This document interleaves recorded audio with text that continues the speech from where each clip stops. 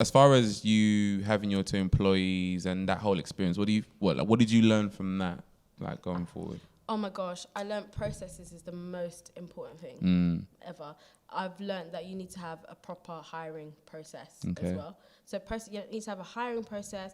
You need to have a process for onboarding new clients. You need to have a process for onboarding new employees. You need to, you need to make sure there is someone to do the work and someone to speak to the client. You need an account manager and maybe a community manager. Do you get what I'm trying to say? Or if you're putting that role in one, it's like a social media manager, someone who can manage the content and someone who can communicate that effectively to a client. Yeah. I just learned so much. I learned not to do my invoices late. I learned I learned a lot. Yeah. I learned a lot. I was terrible.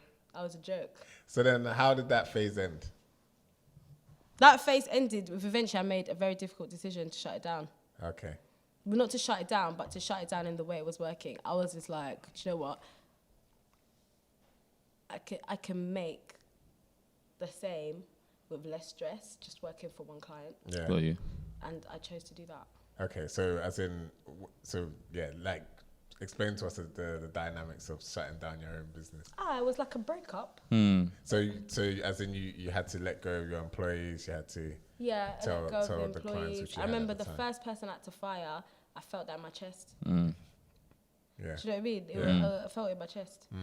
I think I even, because when you've got no one to answer to, I remember I'd finished my contract then, I was back at home. Yeah. When you've got no one to answer to, you can spend the day in bed when you feel a bit depressed. Yeah. So I fired her and I was the one depressed. Wow.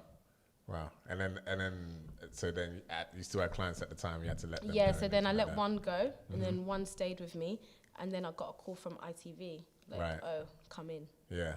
We've got this show. Yeah. I was like, okay. So I went. And then in the process of that was ad hoc, in, out. I started really enjoying that. And I just made the decision, like, I think this might be regular. And even if it's not regular, I know I can maneuver. Yeah. So let me get rid of these last 2. Yeah. I had cut it down to 2.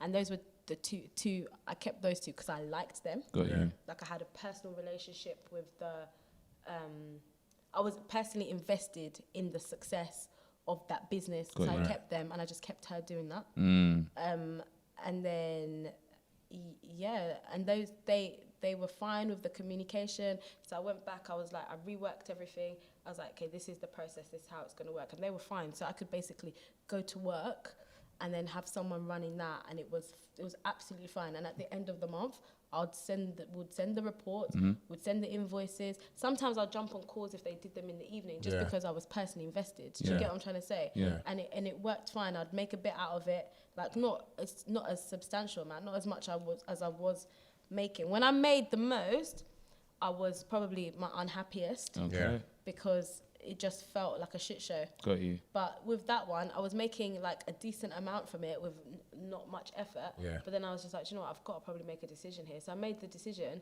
and they're still my friends to this day. Like their businesses are flourishing. Dope. When they have events, I'm there. Like Dope. I was literally at one like last week. Like, I love them so much. They've become friends, mentors. Excellent. To me. Do you want to shout out the business or? Yeah, Black British Business Awards. Okay, cool. It's one of them. Cool. Sick. Sick.